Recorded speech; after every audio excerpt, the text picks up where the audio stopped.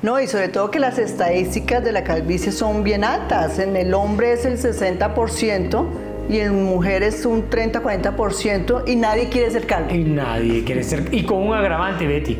Hoy vivimos 90 años. El procedimiento cosmético más practicado en el mundo por hombres y mujeres se llama hoy Botox. En cada país donde ya llevo 10, 11 años, ya los dermatólogos ven el pelo como una cosa que hay que saber y que hay que manejar. No te pongas Botox, yo todas mis amigas están así, deformes.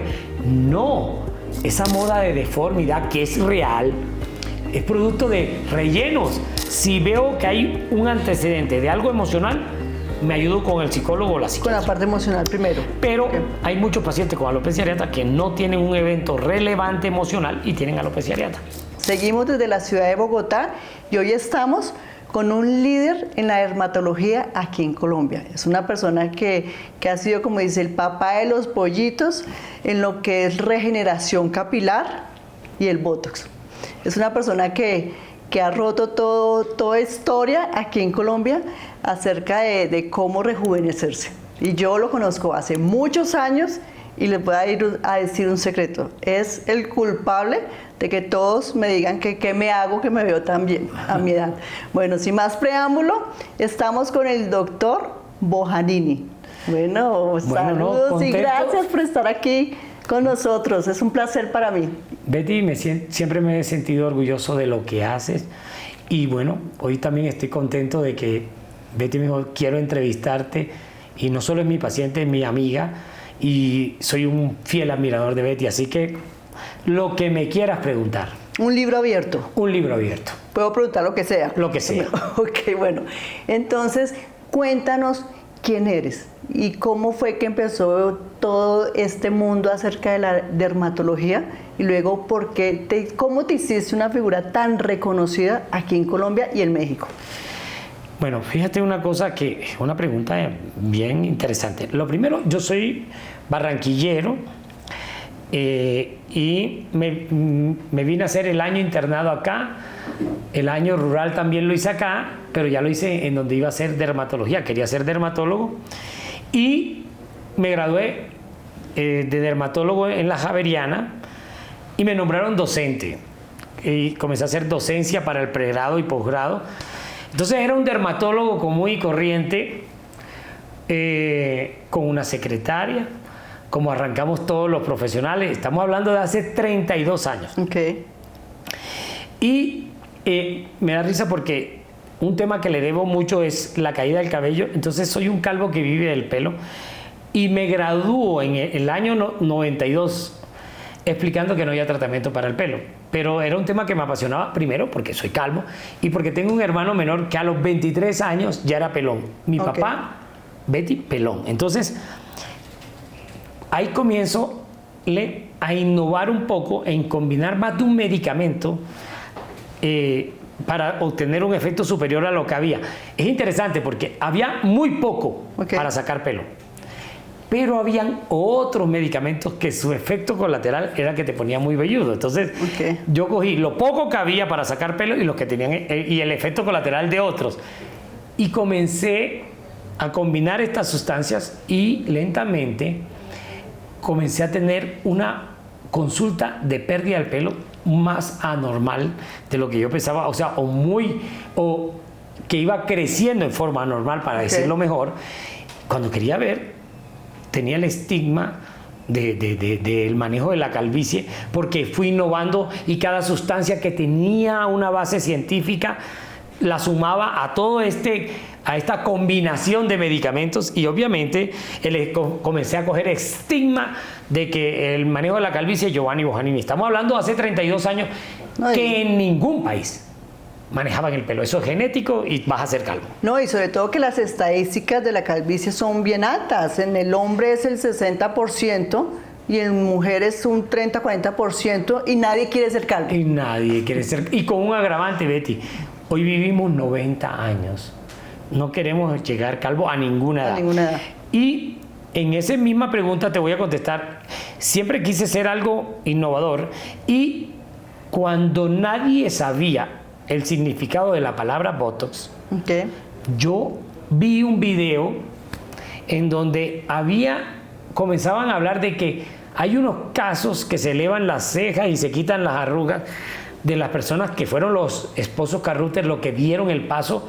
Imagínate que eso se usaba en oftalmología. De hecho, Allergan era una empresa oftalmológica, no tenía productos cosméticos, sino usándoselo en oftalmología para el blefaroespasmo y para el visco o estrabismo, que es el término médico. Es que encuentran por casualidad que se desaparecen las arrugas.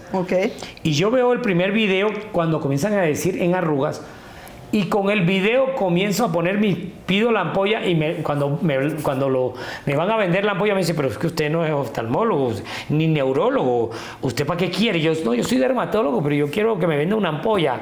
Había que consignar en Conavi, ya no existe Conavi, óyeme bien. Y cogí esa ampolla y se la puse a 3 dermatólogos. Y cuando vi ese efecto, comienza mi pasión por esto. Pero resulta que ningún paciente sabía qué era eso.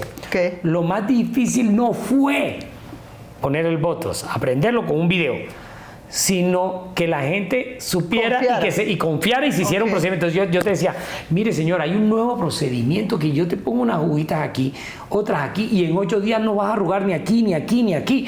Ah, sí, doctor. Hoy te llega el paciente, usted pone Botox y ¿a cuánto?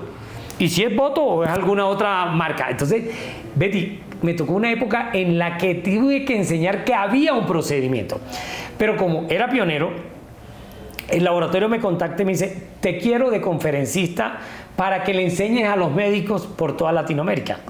Yo duré 20 años dictando conferencias de toxina botulínica Botox por toda Latinoamérica, y pertenecía a los grupos de coordinadores de Allergan. Entonces, comencé a tener 2 estimas. No es que sea un dermatólogo muy inteligente.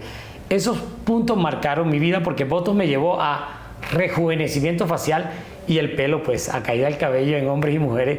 Y ahí es donde que era una necesidad que hoy en día que es impresionante. Hoy me precio, Betty, con poca humildad, en los países que he abierto, no solo México, estoy en 8 países. Después los dermatólogos terminan queriendo manejar lo que nunca manejaban, que era un problema estético, que genético, que no había nada. En cada país donde ya llevo 10, 11 años, ya los dermatólogos ven el pelo como una cosa que hay que saber y que hay que manejar. Pero cuando yo llegué, nadie manejaba pelo, y estética era prohibida para los dermatólogos. La estética estaba en manos de las esteticistas. Y en eso he sido ¿cómo te digo? Uno de los, no el primero, pero uno de los primeros en pregonar que los dermatólogos debemos ser dueños del pelo y de la estética, de parte de la estética facial, que también la hacen muy bien los médicos estéticos, que la hacen muy bien los cirujanos plásticos, hoy los otorrinos también. Entonces, pero fui pionero, y yo creo que ese es el recorrer en esos de años. 32 años llevo de ser dermatólogo. Que eso es una de las cosas que las personas piensan, o sea, que hoy lo ven como un hombre exitoso, como un dermatólogo muy exitoso, pero la gente no sabe los años que lleva en el proceso, que son 30 y pico de años. Total. Y copiar es fácil, pero Betty, innovar es lo difícil. Porque pues copiar es lo bueno, pues lo hago lo mismo, pero atreverte a marcar la diferencia está sujeto a que también te puedas equivocar, que son errores medidos, ¿no? Porque no está uno para arriesgar. Cuando uno es médico no puede arriesgar, pero con una buena base y ser muy responsable, con una muy buena ética, tienes que marcar la diferencia. Si no, en todas las especialidades, si eres arquitecto y haces lo mismo que todos los arquitectos, eres un arquitecto del montón. Y eso no es malo, o un abogado del montón, o un ingeniero del montón. Cuando te atreves, puedes marcar la diferencia. Bueno, ¿y cuáles son esos principales mitos que las personas tienen acerca del Botox? La gente dice, bueno, cada vez hay menos, porque te puedo dar la estadística. El procedimiento cosmético más practicado en el mundo por hombres y mujeres se llama hoy Botox. Al principio decían, no, eso es un veneno de culebra. No, eso es un medicamento que la verdad el origen es por la fermentación bacteriana, pero es que la penicilina es de un hongo. Okay. Entonces la gente dice, pero ¿cómo así que...? No, casi que todos los medicamentos vienen de la naturaleza o de este tipo de origen, pero es liofilizado y llevado al uso humano. Entonces, lo único que, cuidado con ese veneno de culebra. La gente tenía como mito y que no te lo pongas porque después que no te lo pones te arrugas más. Es la mentira más grande. Okay.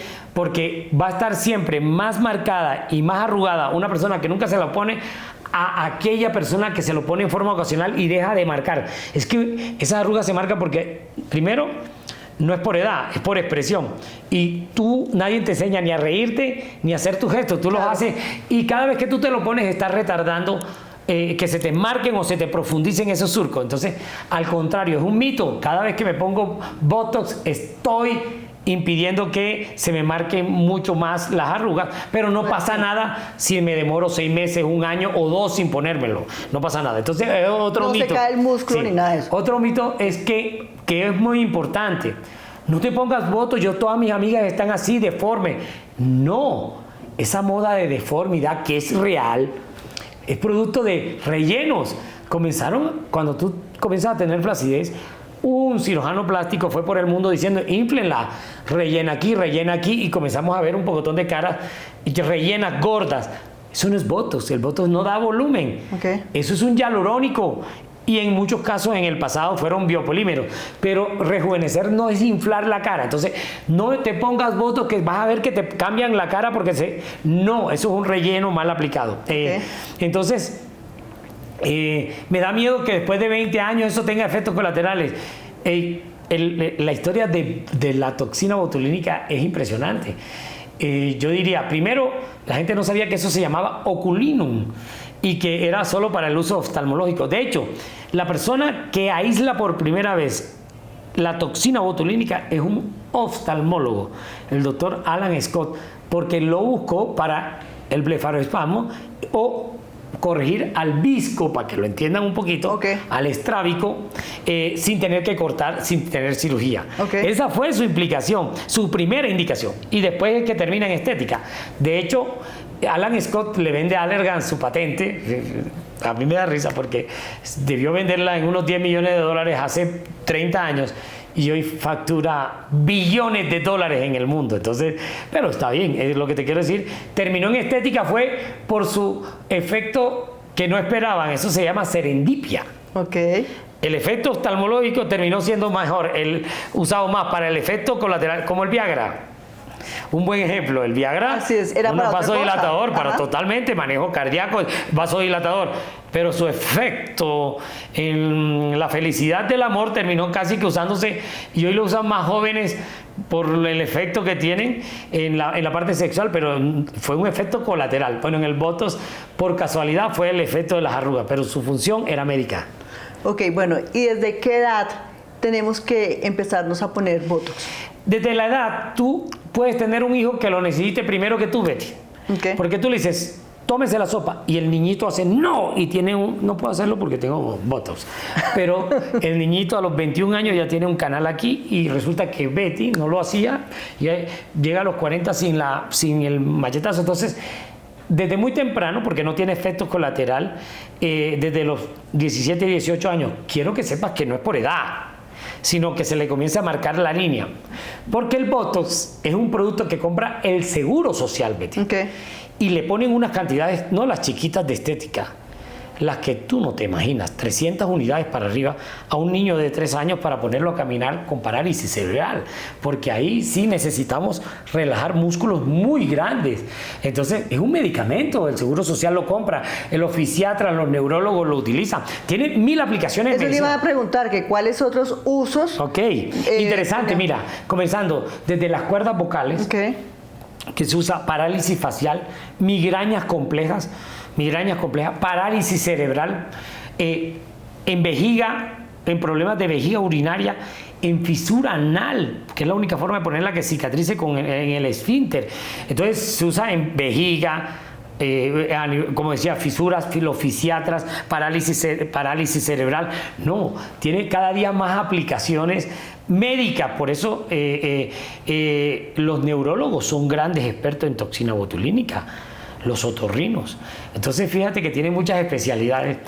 Hace poco publicaban algo en el pelo para el pelo, pero en realidad puede ser un coadyuvante, pero nunca va a ser un tratamiento central para sacar pelo. Eso es muy prematuro, pero es para decirte hasta dónde ha llegado el uso médico de la toxina botulínica no cosmética. Que uno inicialmente o siempre se ha sabido que el uso principal o el único uso era para la parte de las arruguitas. Ya viste que el primer uso y siempre va a ser oftalmológico, los neurólogos, los fisiatras, los gastroenterólogos, los urólogos. Entonces, no, por favor, tienen 1000 aplicaciones médicas y la estética, obviamente, como en el mundo, primero vas por la arruga que por la gastritis, pues los que hacemos estética tenemos mayor volumen, pero es un medicamento súper interesante.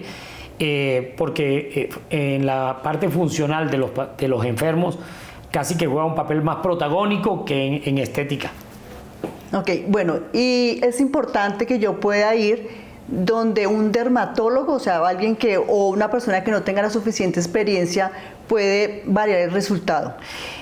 Totalmente, totalmente. Mira, y cuando digo no dermatólogo, pues sería injusto, porque tengo colegas médicos estéticos muy buenos y muy serios que lo ponen muy bien.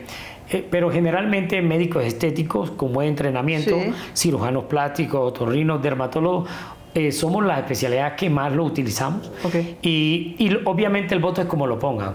Y te enseño 2 cosas que le tienen miedo a la gente: o quedar muy asustada o quedar muy encapotada. Entonces, el resultado depende de la práctica, el entrenamiento que tenga ese profesional.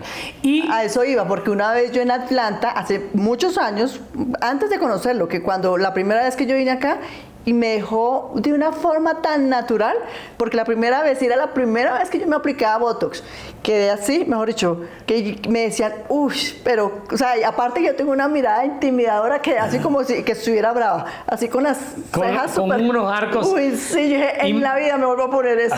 Imagínate, eso pasa muy frecuente, o que le dejen al hombre muy mefistofélico.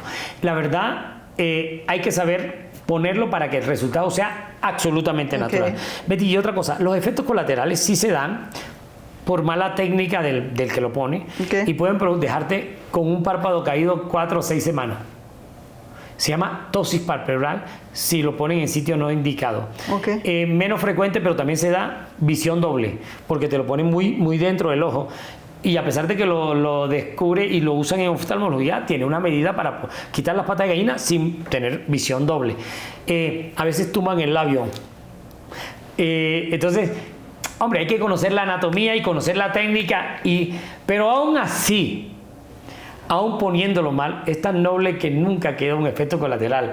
A las pocas semanas desaparece, pero obviamente tú no quieres que una paciente que llega sana, se quiere ver bien, esté 4 semanas con el ojo apagado. Entonces, sí hay que escoger un buen profesional, que los hay, y el resultado va a ser natural y sin los efectos colaterales, que aunque sean totalmente reversibles, nadie quiere estar jodido 3 o 4 semanas. Esa es la verdad. Bueno, ahora hablemos sobre la calvicie. ¿Cuáles son esos principales mitos que hay? Bueno, en la calvicie los mitos son mayores todavía. Entonces, te voy a hablar del más frecuente. Los hombres calvos tenemos más testosterona y somos mejores amantes. Los de mejor amantes sí somos, pero no tenemos más testosterona. Entonces, óyeme bien, genéticamente tenemos 2 tipos de pelo, en sangre no hay diferencia. No se dan hormonas en el tratamiento de la calvicie. Entonces, 0 efecto colateral en la parte física y en la parte sexual. Que eso, la gente piensa que si voy a tratarme el pelo me van a bajar la testosterona, el hombre. Entonces, mitos, no se dan hormonas y no tenemos más testosterona los hombres, y solo somos mejores amantes si mejoramos la técnica, no porque Dios nos dio más hormonas. Primer mito. Segundo mito, que la queratina, que el tinte lo tumba. Falso. Lávelo, séquelo, peínelo y tintúrelo. Tercero, no se cae, después del injerto no vuelve a caer. Nada. Precisamente, ahorita te hablo un poquito de microinjerto, pero ni el cuento que es porque te lo tinturaste, que porque te lo lavas diario, ese es otro mito. Doctor, es que a mí dejé de lavármelo. No, cuando la calvicie es cíclica, tiene momentos de caída y momentos de quietud. Cuando estás en una fase de caída, Betty, lo ves en la almohada, en la ducha y en el cepillo. Entonces la gente dice, no te lo laves, pero es mentira. Okay. Si te lo lavas al cuarto día, tienes 3 días enredado. Okay. Y entonces tú compruebas que en el baño se te cayó más, pero era mentira. Ese pelo estaba ahí enredado, pero no es la frecuencia con que te lo laves lo que lo tumba. Entonces, mito, lávatelo con la frecuencia que a ti te gusta. Estás en una fase de caída, te lo laves o no, está suelto. Okay. Córtate lo que el pelo largo pesa y se cae. Okay. Eso no tiene ningún fundamento. Aunque tengas calvicie genética, déjalo como a ti te guste, largo o corto. La longitud del pelo, el pelo no pesa y por eso no se cae.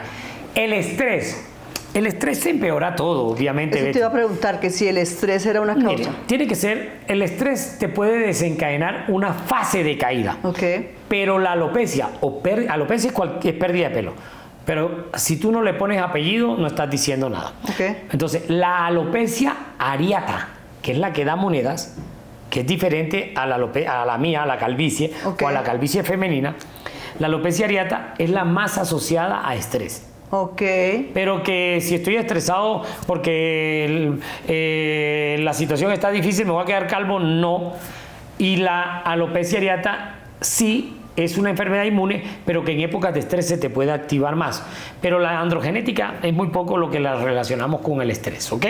Okay. Entonces fíjate que hay 2 tipos de alopecia. Alopecia androgenética, que es la más frecuente, que tú me diste una estadística muy buena, 30% de las mujeres, por Dios. Y más del 60% de los hombres después de los 50 calvos. En esa el estrés no es importante.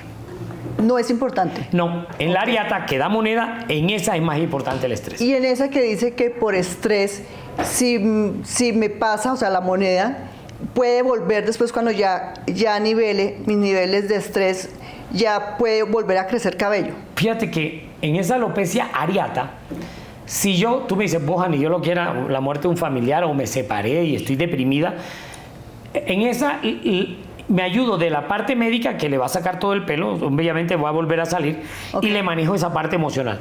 Pero tengo 1 millón de alopecia areata que no se han separado, que no se le murió ningún familiar, que ya no hay pandemia y hacen alopecia areata.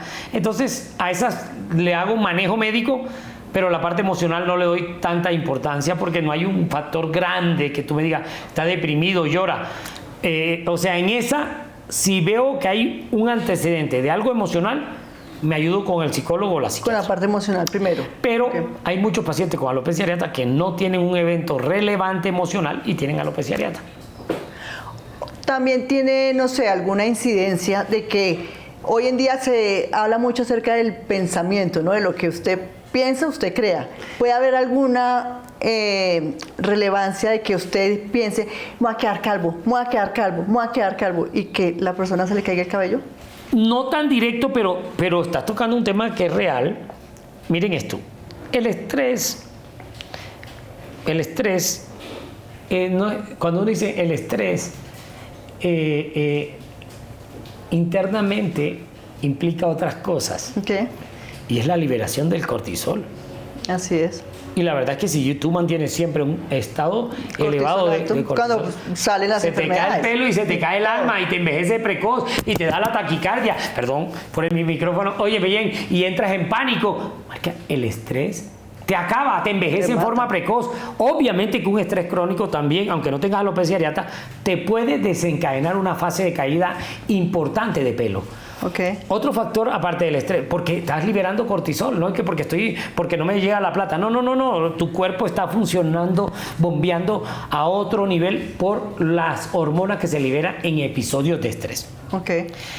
Otro factor que no lo hemos mencionado en esta entrevista maravillosa, el COVID. Okay. Por Dios, el COVID, óyeme bien, incrementó en un 500% la pérdida del cabello en hombres y mujeres. ¿Por qué? El COVID tenía un componente vascular, de hecho por eso era que la gente se moría, no porque la fiebre y el malestar, sino por el compromiso vascular y obviamente el pelo que funciona. Oye, de hecho el minoxidil, una de las drogas que se usa, es un vasodilatador. Era parece un órgano, porque mencionamos al pelo como un órgano, un target del pelo. Miren qué curioso, y te lo puedo decir 3-4 años después, o sea, al 100% de las personas que le dio COVID, perdían el 30% del pelo hacia los 2 meses y medio. Pero vete esto, el paciente que pasó por la unidad de cuidados intensivos por COVID, si se salvaba, después de que salía de la unidad de cuidados intensivos, botaba el 80%. Parecía se asemejaba al pelo que bota en una quimioterapia. Es impresionante la afinidad que tenía COVID por pelo. Y no solo eso, conclusiones más del COVID. Aceleraba toda alopecia androgenética. Y el último dato, en los pacientes calvos con mucha coronilla era más agresivo el COVID. Esas son conclusiones que se sacan después. O sea, además de calvo teníamos más predisposición a morirnos de COVID. No. Hay otra cosa, hallazgo que no es causa-efecto.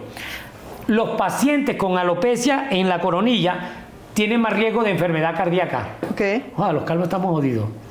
El COVID nos da más duro y tenemos más posibilidades de enfermedad cardíaca, aunque no haya una relación causa-efecto, que porque soy calvo... No hay una relación directa. No hay una relación directa. Pero en estadística, el calvo de coronilla como yo tiene más capacidad de enfermedad cardíaca. Wow, interesante. Datos de saber, no tenía ni idea de que por el COVID se había incrementado, tenía mayor incidencia. Yo después del COVID, en la mujer se me incrementó un 500% la consulta de pérdida del cabello en la mujer después del COVID. Grábenselo. Pero eso no importaba si fuera hombre o mujer, o sea, los dos. En la estadística que te di, que a los 2 meses y medio, el 100% hombre y 100% mujeres. Al que le daba COVID, sin sexo, sin diferencias si es hombre o mujer. Bueno, ¿y qué verdad hay en esos remedios caseros? Que la gente dice que úntese esto para que no se le caiga el cabello. Otro mito. Champú de cola de caballo, pata de res, de sábila. Hombre, miren qué pasa. Clara de huevo. Clara de huevo. Miren lo que pasa con eso. Te mencionaba anteriormente, Betty, que la calvicie es cíclica, épocas de caída, épocas de quietud, y cada año tienes menos pelo. Bien. Pero las cosas anecdóticas populares cogen fama porque tú dices, vos ¿sabes qué? Se me comenzó a caer el pelo y cambié, y lo único fue que cambié la marca de tinte. Entonces, mentira. Coincidió con la marca de tinte o la mano de este peluquero, porque cambié el peluquero y el pobre peluquero, ¿qué carajo va a ver? Que no, coincidió con la fase de caída. Y se te cae el pelo por meses y resulta que se paró la fase de caída. Entonces tú le dices, no, definitivamente fue el champú de mi suegra con vinagre y limón y aceite de camello el que me paró. Pero mentira, coincidió con la fase de latencia y se lleva la fama lo que haya coincidido. En la fase de caída, la culpa. Y cuando se paró sola, mira, esa loción anticaída sacada de la joroba del camello, pero fue mentira, se paró sola. E inclusive, entre épocas de actividad y épocas de quietud, cada día vas a tener menos pelo y más delgado. Entonces, ahí es donde crecen las cosas populares, pero en realidad la calvicie tiene una explicación médica. Pero como es así, la gente le atribuye lo bueno o lo malo con lo que coincida. Y lo otro, que en ese punto es importante, a todos, aunque no vayamos a ser calvos, pueden tener una fase de caída cada 4, 5 años y le des saliva en ayuna o le des la cola de caballo o la pata de res, se iba a parar sola, porque es una fase transitoria de recambio de pelo. Aunque no vayas a ser calva, pues a lo que le echaste ahí se llevó la fama, pero mentira, ella se autorreguló, porque era una caída transitoria que haces una vez cada 4, 5 años. Entonces, también la cosa popular cogió la fama. A mí lo único fue el champú verde con ojos azules que me lo paró, pero mentira, se paró sola. Obviamente, cuando vas para la calvicie, cada día tienes menos pelo y más delgado, porque la miniaturización del pelo es la característica de la calvicie, masculina o femenina, antes de que aparezcan los huecos. Increíble, increíble toda esta información. Entonces ya saben todo lo que tenemos que en cuanto a los remedios caseros no hacer caso. Definitivamente, y por eso es que existen 1 millón de remedios caseros. Miren, anecdóticamente en Colombia hace, no sé, oye, publicaron en un noticiero local una vaca que lamía y te salía pelo. Por Dios. ¿Una qué, perdón? Una vaca que lamía. Ay. Y entonces eso fue, pero fue de televisión, ¿no? Ok. Y lo otro, habían unas dietas y que para matar el hongo de la calvicie, y la calvicie no tiene ninguna infección. Pero bueno, la gente va, tú sabes que por vender se vende lo que sea, y como son cosas que ellos piensan que si no te sacan tampoco te hacen daño. Por ejemplo, otro mito, ya que me lo mencionaste, que la biotina saca pelo. Ok. Todos los calvos y calvas que vienen a mi consultorio vienen tomando biotina. Biotina engorda y brota. Yo no sé para qué toman biotina, ni que sería chévere que mi calvicie fuera por falta de vitamina B. Yo sí he escuchado que la biotina para las uñas y para el cabello. Mito. Ok. Métemelo dentro de los mitos. Pero el mito más arraigado, ¿no? Ok. Porque sería chévere que yo fuera calvo porque me falta vitamina B. Ok. Pero no tiene nada que ver la vitamina B con la calvicie. Pero de lo que más veo o más frecuentemente la mala veo. Información, ¿no? Mala información. Así es. Además, cuando tú tienes un pelado flaco, ¿qué le da? Multivitamínicos a expensa de vitamina B, porque estimulan el apetito. Entonces van a venir calvos y gordos. Ah, ok. Y si el paciente tiene una actitud de acné, la vitamina B brota más. La va a brotar más. Wow. Yo vivo de eso. Ok, bueno, doctor, hablemos de México. Yo sé que México fue muy importante o es muy importante porque ha sido un mercado bien gratificante para el doctor Bojanini. ¿Cómo fue la idea de ir a México y abrir mercados? Betty, fue una experiencia linda, te voy a decir. Acuérdense que yo no fue un papá empresario, mi papá es médico pediatra, ya tiene 86 años, y yo comencé como todos comienzan aquí, después tenía varios meses, no daba abasto, entonces contraté otros dermatólogos y fui viendo esto como una empresa. Pero México llega, se lo juro, cuando tenía más de 300 pacientes mexicanos volando de México a Colombia para verse con el dermatólogo del pelo y Andrés Carneres. Y venían todos esos sinvergüenzas mexicanos de a 20. Los tenía que recibir borracho en la clínica.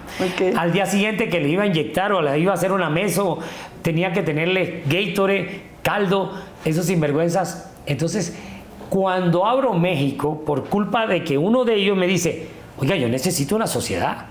Entonces, vamos a llevar esto para México. Además que venían solteros los 20, ¿no? Entonces, y les gustaban las colombianas. Entonces, casi que lloran la mayoría, de los 300, 200 lloraron. ¿Y cómo vas a abrir México, Bojanini? Si ya mi mujer sabe que yo tengo que venir cada 3 meses acá. Y se venían mexicanos con un poder adquisitivo.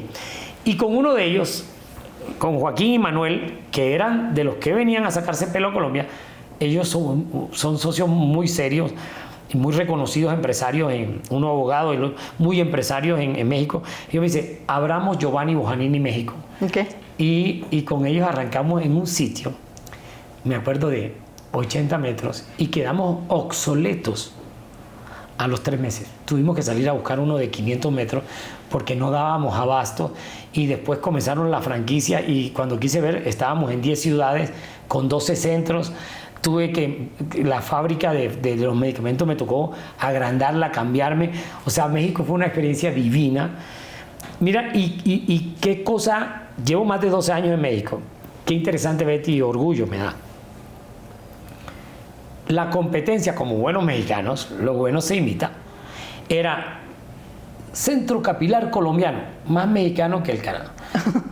Pues salió otro y que, bueno, todo con referencia al colombiano. Champú de cilantro de venta masiva con el sistema colombiano. O sea, todo era con el sistema colombiano.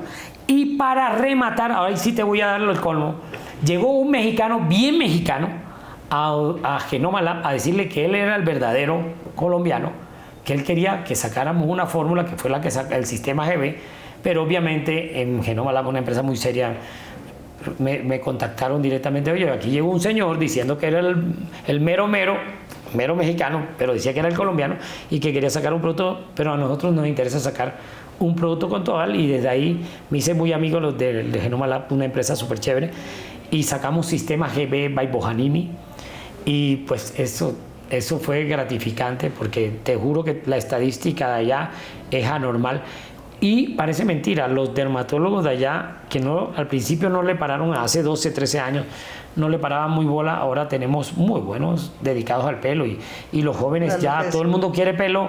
Claro. Mi principal competencia hoy es que el colega sabe que puede manejar el pelo y que debe manejar el pelo, pero yo me mantengo. De todas las empresas, la única que se mantiene hoy, la demás, es Giovanni Bojanini, el CDGB, como se llama, Centro Dermatológico Giovanni Bojanini, pero hay muy buenos colegas ya manejando muy bien el pelo en México. Pero claro, México porque es una necesidad súper grande por todo lado. México fue un país anormalmente grande en eso, en mi marca, y todavía enseño mucho, y ya muchos médicos recurren a la fábrica a nosotros porque quieren que le hagamos los medicamentos, y me parece bien. Pero me siento mexicano, amo a los mexicanos, amo la comida mexicana, amo el país, le debo mucho a México, tengo grandes amigos mexicanos y tengo residencia mexicana, entonces me siento orgulloso de ser medio mexicano porque los admiro. Multiplícame la economía. Son súper trabajadores. Mira, súper trabajadores. Y leales. Óyeme bien, los mexicanos tienen una cosa, y es que multiplica la economía de Colombia por 10. Están acostumbrados a negocios muy grandes. Entonces, aquí tenemos 4 familias ricas, allá hay 10 millones, no de slim, pero slimcitos. Sí. Entonces, obviamente son una población de 130 millones de habitantes. No, yo México, soy mexicano, amo todos los mexicanos y le debo mucho a México.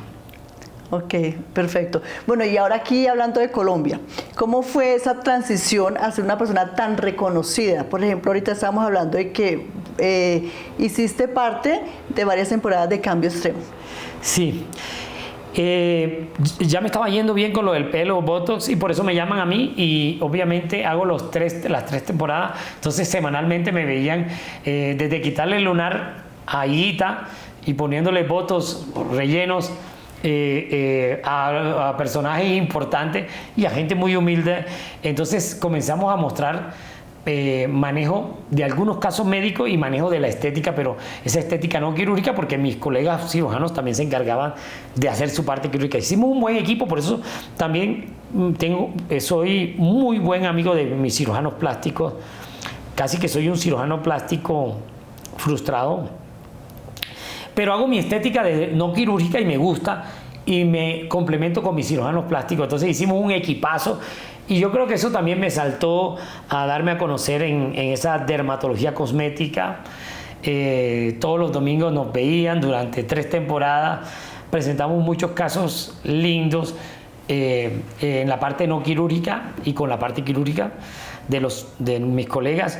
Presenté un tipo de un acné violento, de los más horrorosos que he tenido en 32 años, y el agradecimiento del paciente, con decirte que no lo pude presentar en la primera temporada de lo mal que estaba, lo tuve que presentar en la segunda, pero digamos que eso fue un buen vitrinazo.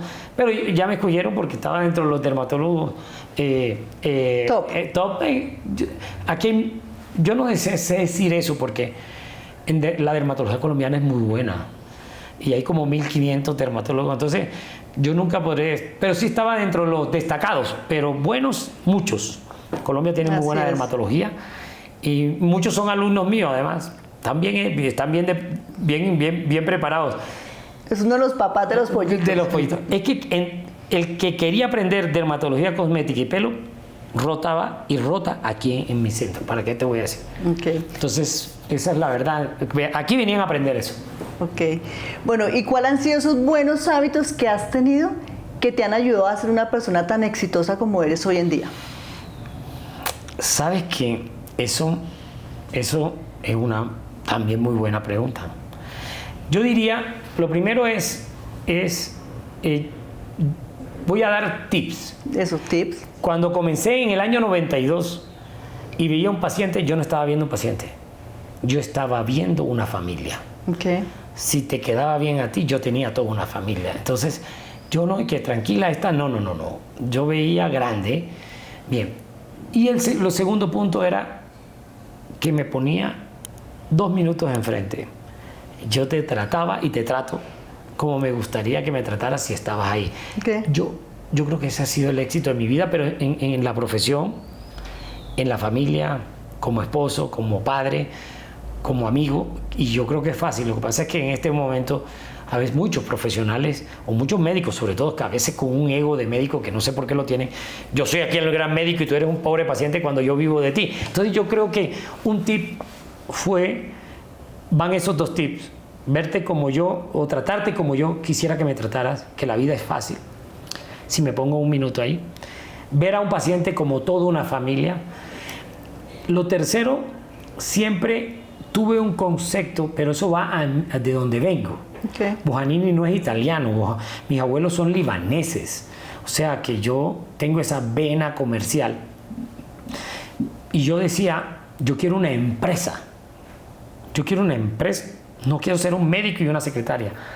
Y hoy, por ejemplo, mi clínica maneja 30 empleados, pero tengo empresa alrededor de la medicina, laboratorios y todo, y puedo decirte que tengo más de 200 empleados. Entonces, ahí es cuando yo te digo, porque el médico tiene que ser empresario, porque uno vive de esto. Así es. Y un empresario ético, que además vivo de las satisfacciones, no solo del dinero, porque verte a ti feliz cuando estás enferma o verte más joven, aunque no estés enferma, aparte de que gano, me divierto y lo disfruto. Entonces, yo siempre he marcado y he sido pionero en eso también, porque hoy los jóvenes todos tienen algo como lo que yo he hecho.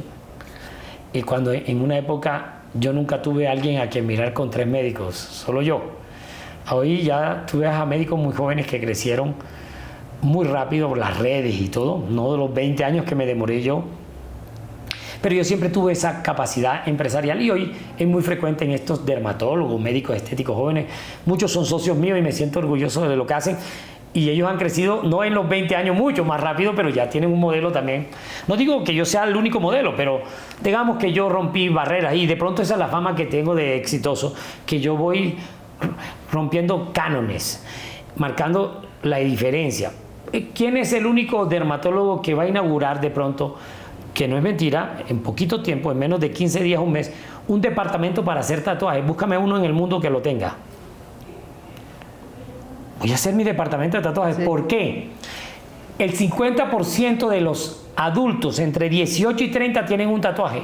Okay. Pero háganlo con garantía de un dermatólogo, que primero sepan qué usar, segundo, cómo cuidarlo, tercero, cómo mantenerlo además. Oye, cuarto, y si no te gusta, ¿cómo te lo quito? Claro. Porque yo soy el de las máquinas. Entonces, pero averíguame en el mundo si hay un dermatólogo que tenga en su clínica departamento no para borrar tatuajes, muchos, para hacerlos yo. No. Ajá, y Cori, sí, que es un artista dentro de los 10. Entonces yo fui irreverente en el botox, fui irreverente en el pelo, ahora soy irreverente en los tatuajes. Entonces yo creo que... Ha sido un hombre empresario con mucha visión. Visión. Y pongo mi ejemplo, yo tengo mis tatuajes, o sea, creo en eso. Entonces... Me encantó el tatuaje que tiene con su esposa, que ahorita le va a preguntar qué es para hacérmelo también. Entonces, sí. Amor por siempre y para siempre. Pero lo que te quiero decir es que eso es lo que me gusta. Por ejemplo, otro tema en el que voy adelante, aunque tengo personas que lo hacen mucho antes que yo aquí, y además son socios míos, como Andrés Lucena, que me siento orgulloso porque es de los pioneros en medicina antienvejecimiento. Medicina antienvejecimiento, Betty, pero es por dentro. Votos y todo lo que hemos hablado es embellecimiento, pero sigue uno igual de viejo. Medicina antienvejecimiento. Entonces, ¿qué pasa? Es verte por dentro cada hormona de tu cuerpo y llevártela a valores normales, porque ahora viven 90. Eso los dermatólogos no lo tenían en mente. Muchos médicos funcionales o estéticos ya, antes que yo inclusive, pero yo pionero en dermatología. Lo que te quiero decir es, para allá voy y se plagian tu pasado, pero no el futuro. No el futuro. Y ya, el primer laboratorio de medicina antienvejecimiento que fabrica medicamentos soy yo. Ya. ¿Por qué? Porque yo creo en eso. Solo me meto en lo que creo. Y además lo practico conmigo. Quiero llegar... Ni siquiera debería llamarse medicina antienvejecimiento, Betty. Es medicina funcional. Okay. Y entonces muchos médicos se quedaron, no, mija, muérase menopáusica, usted es una niñita de 38 años hasta los 90 menopáusica. ¡No! La menopausia es una enfermedad, Betty. Osteoporosis, riesgo cardíaco, riesgo cerebral, piel seca, disminución de la libido. Por Dios, pero 40 años, no.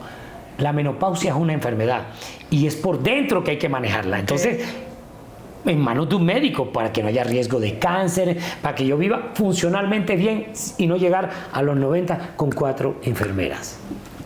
Así es, bueno, hablemos ahora de esos sueños cuando uno tiene cuando era niño. ¿Has podido cumplir todos esos sueños o soñabas que ibas a ser médico? De 3 años quería un disfraz de policía, el que mi papá nunca me lo dejó comprar. Y actualmente, el año pasado me gradué de teniente de la reserva. Soy teniente de esta república, soy teniente del curso 008 de la reserva de la Policía Nacional, mi Policía Nacional, de la cual me siento orgulloso. Entonces, era un sueño que no había cumplido y hoy lo cumplí. El año pasado me gradué en noviembre y diciembre. Entonces, y soñé de eso. Y de mis sueños, te voy a decir, te lo voy a contestar así. Dios me ha dado 10 veces más de lo que yo pensé tener en la vida. Entonces, creo que me he realizado en todos los campos: hijos, amor, profesión. Nunca pensé llegar a donde he estado, tan lejos para lo que soy. Soy un tipo satisfecho con lo que soy. Entonces, creo que Dios me dio 10 veces más de lo que hubiera esperado eso. Bueno, ahorita que hablaste del amor, sé que has estado casado 2 veces. ¿Cuál es tu perspectiva ahora acerca del amor? Mira, me casé con una mujer muy joven, a la cual amo todavía porque es mi mejor amiga y la madre de 3 hijos, es mi socia. Tú te puedes separar como pareja, pero sigues educando 3 hijos. Toda Ana Lucía fue fundamental en mi vida y no entiendo por qué la gente cuando se separa se odia o quiere ver mal a tu pareja. Si cuántas veces dijiste te amo, además te dio lo mejor de su vida. Entonces yo soy un tipo agradecido y Ana es mi mejor amiga, pero no te estoy exagerando. La quiero mucho y la voy a cuidar el resto de la vida, aunque ella se sabe cuidar sola. Y llegó Valeria, después de que me divorcio, llega 4 o 5 años después. Cuando yo había dicho ni matrimonio, ni vivir juntos, ni hijos. Casado, viviendo juntos y con una bebé de 2 años y medio. Yo creo que he tenido la suerte de que las 2 experiencias todas te hacen crecer. A Valeria obviamente le tocó un hombre más maduro, de otra edad, con otras. A la pobre Ana le tocó un man que trabajaba de 7 a 7. Que el hombre es un cazador, es la edad de hacer plata. Entonces yo digo que todo me ha llegado en los momentos que son. Yo me siento un hombre privilegiado en el amor y pienso que si esa parte no te realizas, ni el dinero ni nada lo valoro tanto como eso, porque tengo 5 hijos, 4 míos y un hijastro. Entonces te voy a decir, yo creo que me siento pleno en esa parte, y esa es la historia en el amor. Creo que soy bendito también ahí. Así es, un hombre muy afortunado. Muy afortunado. Bueno, y hablemos de fracasos. ¿Cuál ha sido ese fracaso que has tenido o los que has tenido y qué aprendiste de los fracasos? Yo no sé si uno aprende más de los fracasos. Mira, hoy la gente me dice que tú eres muy negociante. Tú eres muy buen negociante. No estoy hablando del consultorio, aquí no tengo nada que negociar, estoy hablando de empresas. Entonces, o tienes mucha experiencia. Si experiencia es todas las veces que la he cagado, entonces sí tengo mucha experiencia. Okay. Yo no conozco a nadie brillante que no lo hayan clavado, lo hayan estafado, haya perdido plata. No, precisamente volvemos a lo mismo. Porque no repites, te atreves. Así es. Y en el atrevimiento tienes posibilidades de perder muchas veces, pero cada vez, entre más viejo te vuelves más zorro. Entonces, para mi experiencia es todo ese background que trae, porque lo aprendiste a punta de golpe, no importa que te enseñen en la universidad. Así es. Entonces, digamos que en la parte empresarial, me tocó Argentina, Giovanni Bojanini Argentina, cerrarlo, y me iba muy bien. pero cada 3 meses se duplicaban los sueldos. Porque Argentina, no sé cómo, la inflación era cada 3 meses. O sea, lo que te costaba 100 hoy, te costaba 200 dentro de 3 meses, los sueldos. Y yo le dije, no. Segundo, no me dejaban importar. En ese momento la administración argentina no te dejaba que yo exportara las cosas con las que hago mi trabajo. Y yo, es que parte la fabrico en Argentina y parte la exporto de Colombia. No me dejaban, entonces, mejor dicho, cerré Argentina. Y algo parecido me tocó en Brasil. En Brasil cerré porque me tocó un socio querido, pero era un socio que sabía de aviación, no de medicina. Y ese man abrió Giovanni Bojanini contratando una cosa desmesurada antes de que nos diéramos a conocer, porque yo en Brasil no era conocido. Entonces, digamos que sí he tenido en la parte, no todo ha sido, estoy en 8 países, pero hubiera podido estar en 10. Prontamente voy a abrir Miami. Pero claro que he tenido, y he perdido dinero. En México me estafaron. Los mexicanos los amo y son buenos, pero los malos son bien malos. Entonces también he perdido plata en algunos negocios que retrospectivamente, ¿cómo fui tan bruto? Pero en realidad, tú sabes que eso es un arte, pero sí he perdido. Digamos que en la parte de los negocios he perdido también algo considerable, pero afortunadamente he acertado en el 90% y el balance siempre va a ser positivo. Okay. Pero sí me he equivocado mucho. Como todos. Como todos. Y así es que aprendemos. A punta de golpes. A punta de golpes. Bueno, sé que en el 2018 tuviste un gran accidente en un carro que tenías. Cuéntame qué pasó. Ese accidente fue interesante, cambió mi vida. Salimos 30 carros a un paseo un domingo a desayunar. Llovió. Básicamente el carro flota, eso se llama aquaplaning, hasta ahí como aprendí. El carro se desliza de lado y cae del otro lado, nos estrellamos 5. El accidente, nadie se lesiona, las personas que se lesionaron una fisura, alguna bobada, pero nadie ni siquiera hospitalizado, afortunadamente, porque el carro pérdida total, pero la prensa... Se murmuró que hubo licor. No. Eso, no, murmuro. Nadie bebe 30 carros a las 5 de la mañana despierto para salir a las 6:30, O sea, lo que no había era licor, pero se hubiera hecho el sábado. Pero un domingo, madrugado a las 6 de la mañana en una bomba de la autopista, 30 carros, abuelos, niños y adultos, niños y abuelos, que no salen a competir, sino salen a pasear y desayunar en Paipa. Nadie podía llegar borracho. Entonces, alcohol nunca hubo. Y era fácil de demostrar. Además, esos paseos son muy frecuentes. Obviamente, la prensa fue usada a modo amarillismo y cortina de humo.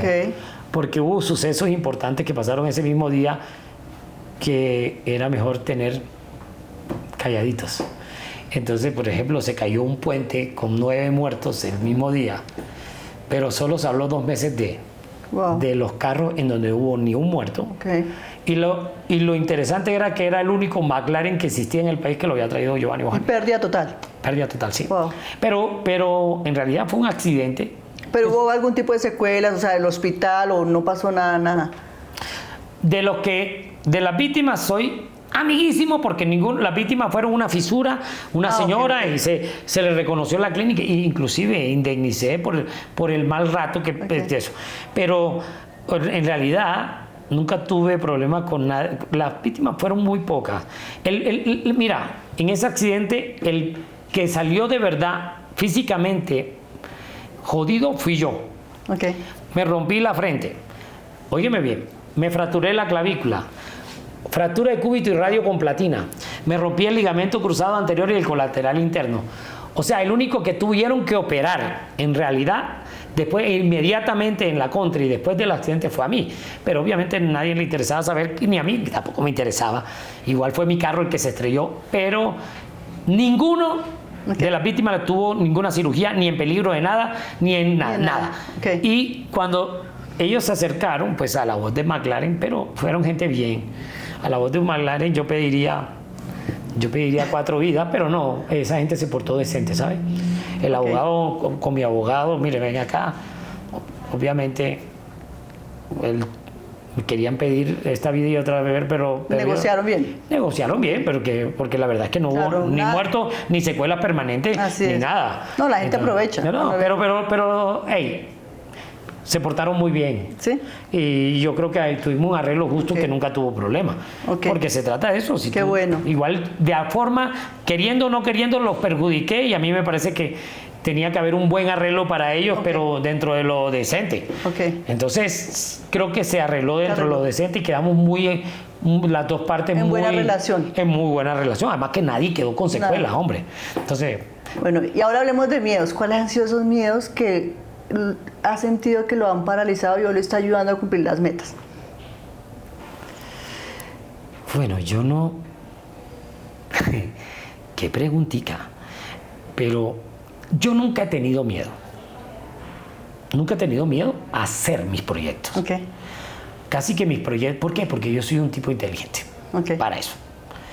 Tú me dices, Giovanni, vamos a hacer este negocio, vamos a entrevistar a todo el mundo por el mundo, tienes que poner tanta plata. Y yo digo...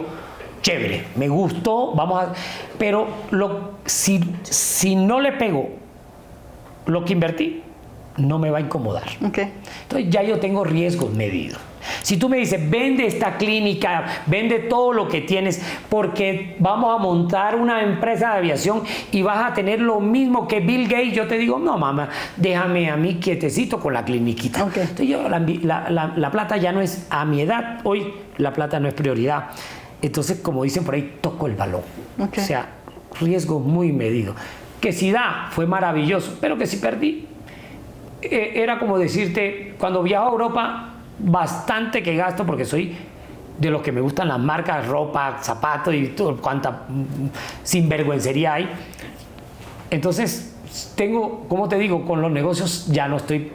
Uno se puede quebrar a los 30, pero no después de los 50. Nada. Entonces, digamos que no, en la parte de negocio no tengo miedo. Pero si hay otros miedos. Tengo miedo morirme joven, que ya no estoy tan joven, pero con una bebé de 2 años y medio. Aunque tengo una mujer joven que sé que... y tengo a una buena exmujer. Entonces, pero me gustaría verlos crecer. Entonces, de pronto, morirme cuando Dios quiera, pero verlas crecer un poco. Eso, digamos que no es miedo, sino es prevención. Pero sí me gustaría disfrutarme más, por algo los tuve, porque amo tener mis hijos, entonces de pronto miedo a no disfrutar lo suficiente mis hijos. Pero no porque cuando tenga 80, mi hija tiene los hijos vienen cuando vienen, y mucha gente dice, no te ves un poquito mayorcito para tener hijos a esta edad. Le digo, a esta edad se pueden pagar 2 niñeras. Entonces a mí no me frieguen la vida, a esta edad es cuando más me disfruto, porque a los 30 trabajaba de 7 a 7, ahora compro tiempo. A esta edad le dedico más tiempo a mis hijos. Entonces, digamos, de pronto miedo. ¿Qué otro miedo te puedo decir? No diría, pues no vivo la vida con miedos. Bueno, ¿y cuál es ese legado que quisieras dejar en este planeta, o en este mundo terrenal, el día que ya no estés? ¿Cómo quisieras que te recordaran? Yo quiero que me recuerden como alguien ético, porque siempre he sido un tipo ético, como alguien, como buen amigo, como me lo recuerdan ahora en vida, buen hijo, buen hermano, buen papá y buen amigo. No me interesa famoso. Hoy, si te dijera que ser famoso no es tan bueno. No es tan bueno porque siempre esas personas que son famosamente públicas están más expuestas al egoísmo, a la mediocridad. La gente no te quiere ver bien. El que te quiere sí, y el brillante sí, pero tu éxito al mediocre le hace daño. Hace poco alguien le decía, oye, ¿cierto que Giovanni se fue a vivir con otro hombre? O sea, yo decía, pero carajo, tengo 4 hijas y me casé por segunda vez, hasta donde sé, no tengo nada contra, pero ¿de dónde saca alguien la capacidad de un cuento que no tiene ni sustento? Pero a veces digo yo, definitivamente a alguien le estoy haciendo daño. No creas que... Por eso he cambiado mi forma de ver, y sobre todo aquí en Colombia.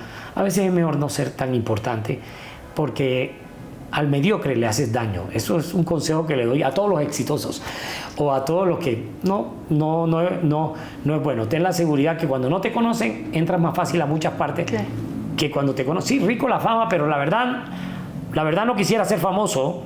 Prefiero ser exitoso desconocido. Así es. Bueno, si tuvieras un micrófono y pudieras cambiar algo del mundo, ¿qué cambiarías y por qué? Bueno, yo no soy político, pero te juro que el día que nuestros dirigentes, yo veo el mundo fácil, el día que los dirigentes de nosotros vean que hay que mirar al pobre, Para mí deben existir ricos, medios y pobres. Yo no creo yo no soy nada de izquierda. Pero en algún momento yo decía, si mi presidente que subió ahora controlara la corrupción, invirtiera en el pobre, apoyar al empresario, que es el que crea empleo. Óyeme bien, apoyar al empresario. No, que más impuestos porque el malo es el empresario, no jodas. Si yo soy el que creo impuestos, yo soy el que creo empleo y soy el que más impuestos pago. Yo dije, marica, si algo de esto ocurriera, yo sería de centro izquierda. Pero que el rico y el empresario es el enemigo y el pueblo, eso ya yo lo miré en Cuba y lo miré. Entonces no meto mucha política, pero yo ¿qué cambiaría?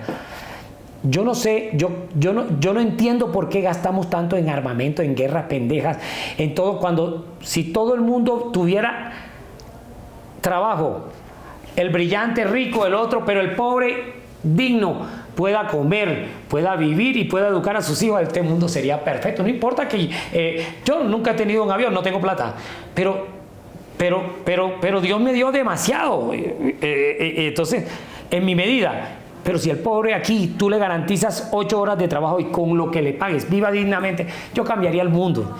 Yo sería un presidente de ese tipo. Yo digo, ¿por qué? Porque todo es acabando la corrupción.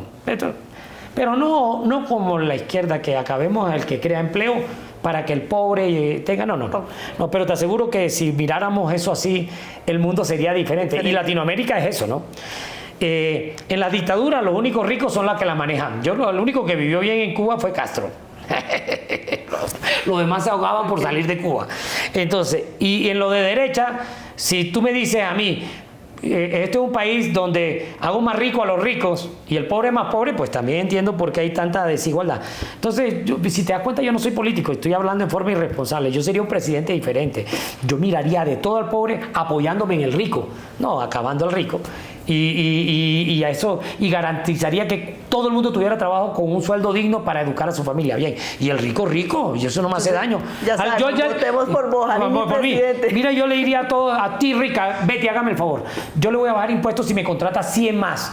No, y que te voy a levantar, por rica te voy a levantar impuestos porque el pobre no tiene. O sea, yo sería, bueno, estoy hablando en mi mundo hipotético, pero eso es para mí entonces no sé de qué corriente soy, ni derechista ni izquierdista, pero soy más bien de la justicia. Esa es más o menos mi política. Ok, dentro de mi libro La tragedia del éxito, yo escribí un método, el método Fénix. Es un acróstico. La F habla de la felicidad, la E del éxito, la N los no negociables, la I ideación, inspiración, que incita a la acción, y la X, factor X, que es ese dones y talentos, el elemento desconocido que tenemos todos los seres humanos que nos hace únicos. En este caso te voy a preguntar de la F, la felicidad. ¿Qué es la felicidad para ti y si eres un hombre feliz? F es familia. Mi felicidad es la familia. Te voy a contestar muy corto y contundente. Y eso conlleva un bienestar económico y todo lo que tú quieras, pero yo con plata y sin familia no, sería un tipo vacío. La felicidad para mí es la familia y todo lo que puedes brindarle a ella y que te brinden ellos, pero básicamente es familia. La plata es una cosa transitoria que llega, pero no te hace feliz. Así es. No te hace feliz. La plata a muchos le acaba la felicidad. Así es. Y quiero decirte que te ves un hombre feliz. Lo brillas, la pupila de tus ojos, la expresión de tu cara. Yo creo que estoy pasando por el mejor momento de mi vida, porque digamos que el hombre nunca madura, pero a los 50 estamos menos inmaduros. Es la mejor edad, ¿no? yo tengo 47, ya voy para allá, llego. Wow. No, bien, los 50 me cambiaron la vida, tengo más de 50, pero te digo algo, es eso, que ahora ya no como tan rápido, saboreo más la vida, y de verdad que hoy para mí cambiaron los valores, carros y botes y cosas, y hoy mi familia y lo que gira en torno, estoy mirando cosas, parece mentira diferente. Ok, bueno, ahora ya para terminar, a mí me gusta cerrar con una dinámica, que es como un juego de ping-pong. Yo te digo 2 palabras y tú me escoges la primera de esas 2, la que más se identifique contigo. ¿Café o té? Café. ¿Diurno o nocturno? Diurno. ¿Película favorita, comedia o drama? Drama. Ok. ¿Sexo o una película en acción? Sexo. Siempre sexo. Ok. ¿Comida favorita, árabe o colombiana? Árabe. ¿Tequila o aguardiente? Tequila. ¿Vallenato o salsa? Vallenato. ¿Innovación capilar o rejuvenecimiento facial? Las 2. Pero bueno, capilar le voy a dar más énfasis todavía, pero... Bueno, muchas gracias, lo disfruté. Yo sé que también mi audiencia lo disfrutó mucho. Qué gran entrevista. Y bueno, y ahora cuéntanos cómo mi audiencia puede conectar contigo. Bueno, Giovanni Bojanini, Colombia, salgo Giovanni Bojanini, México, Ecuador, Venezuela, pero Giovanni Bojanini, Colombia. En mis redes, doctor Giovanni Bojanini, en Instagram. Yo solo buscando Giovanni Bojanini salen 2 cosas. McLaren. Ahí no entren. McLaren, que fue el accidente. No, Giovanni Bojanini, dermatólogo. Parece mentira. En esa época tú salías Giovanni Bojanini y salías McLaren. Imagínate la connotación que tuvo mi accidente. Pero como doctor Giovanni Bojanini o Bojanini, antes era Centro Dermatológico Giovanni Bojanini. Okay. Pero fácil de aparecer. Ahí no te encuentra uno. Sí, porque no hay 2 Giovanni Bojanini. Okay. Pero Colombia o México, y ven que tengo en México, Colombia, pues está todo.